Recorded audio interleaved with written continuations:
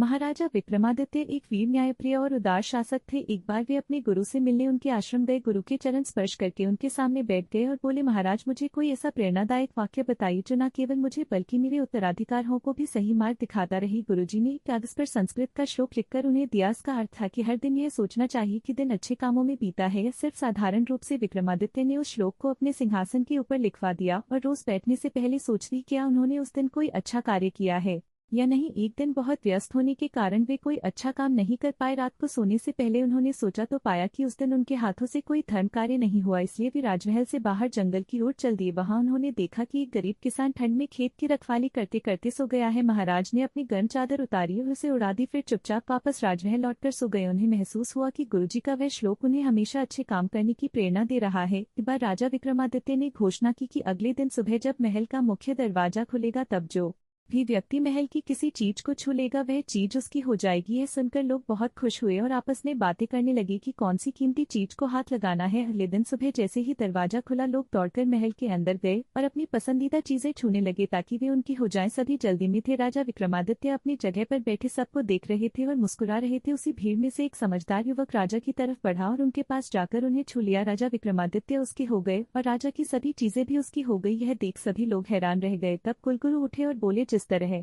राजा ने सबको मौका दिया लेकिन ज्यादातर लोग कीमती चीजों में ही उलझ गए, ठीक वैसे ही हर रोज भगवान हमें मौका देते हैं वह हम उनकी बनाई चीजों के पीछे भागते हैं। असली समझ तो इसमें है कि हम उस प्रभु को ही पाले जो सबका मालिक है। कुलगुरु की बात सुनकर सभी को समझ आ गया कि यह उनकी परीक्षा थी। एक दिन राजा विक्रमादित्य के दरबार में एक संत आए। राजा ने संत को प्रणाम किया और पूछा, मैं आपकी क्या सेवा कर सकता हूँ। संत ने कहा, मुझे खाना चाहिए लेकिन खाना आपके हक का ही होना चाहिए। ये सुनकर राजा हैरान हो गए और पूछा, हक का भोजन क्या होता है। संत ने कहा, आपके राज्य के अंत में एक राजा ने सबको मौका दिया लेकिन ज्यादातर लोग कीमती चीजों में ही उलझ गए, ठीक वैसे ही हर रोज भगवान हमें मौका देते हैं वह हम उनकी बनाई चीजों के पीछे भागते हैं। असली समझ तो इसमें है कि हम उस प्रभु को ही पाले जो सबका मालिक है। कुलगुरु की बात सुनकर सभी को समझ आ गया कि यह उनकी परीक्षा थी। एक दिन राजा विक्रमादित्य के दरबार में एक संत आए। राजा ने संत को प्रणाम किया और पूछा, मैं आपकी क्या सेवा कर सकता हूँ। संत ने कहा, मुझे खाना चाहिए लेकिन खाना आपके हक का ही होना चाहिए। ये सुनकर राजा हैरान हो गए और पूछा, हक का भोजन क्या होता है। संत ने कहा, आपके राज्य के अंत में एक आधा दूसरों का हक है। बूढ़े जुलाहे की बात सुनकर राजा को समझ आ गया कि संत उनसे उनकी खुद की मेहनत का खाना मांग रहे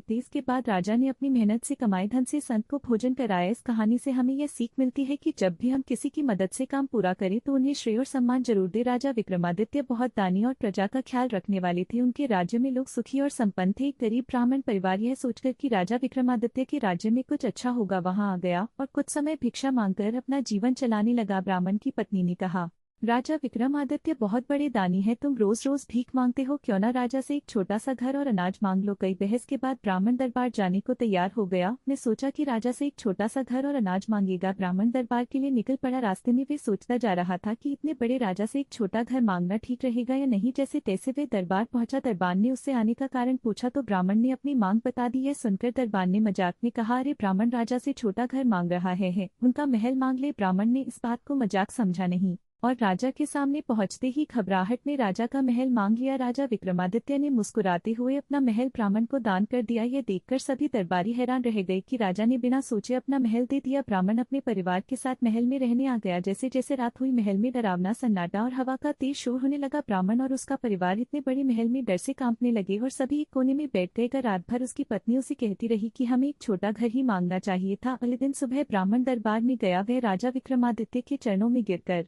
माफी मांगने लगा और महल वापस लेने की प्रार्थना की। राजा धर्मात्मा थे और दिया हुआ दान वापस नहीं ले सकते थे। यह समस्या दरबार में विचार के लिए आए। गुरुजनों ने सलाह दी कि महल की कीमत देकर ब्राह्मण से महल वापस लिया जा सकता है। राजा ने इस सलाह को मान लिया। ब्राह्मण को महल के बराबर मूल्य देकर अपना महल वापस ले लिया। कुछ समय बाद ब्राह्मण अपने धन के साथ अपने नगर लौट गया। इस कहानी से यह सीख मिलती है कि धर्म का पालन करते समय लाभ हानि नहीं देखनी चाहिए और दान में दी गई चीज को उसकी कीमत चुका कर ही वापस लिया जा सकता है। एक दिन राजा विक्रमादित्य के द्वार पर एक साधु आया और द्वारपाल से बोला, राजा से कहो कि उनका भाई आया है। यह सुनकर राजा को आश्चर्य हुआ। फिर उन्होंने मुस्कुराते हुए साधु को अंदर बुलाने का आदेश दिया। साधु ने आकर राजा का हालचाल पूछा और फिर कहा, जिस महल में मैं रहता था वह अब पूरा और कमजोर हो गया है, कभी भी गिर सकता है। मेरे 32 सेवक थे, वे भी यही करके चले गए। मेरी 5 रानियां भी अब बूढ़ी हो गई हैं, उनसे अब कोई काम नहीं होता। यह सुनकर राजा विक्रमादित्य ने साधु को 10 सोने के सिक्के देने का आदेश दिया। साधु को यह सिक्के कम लगे और उसने कहा, राज्य में भले सूखा पड़ा है लेकिन यदि आप मेरे साथ साथ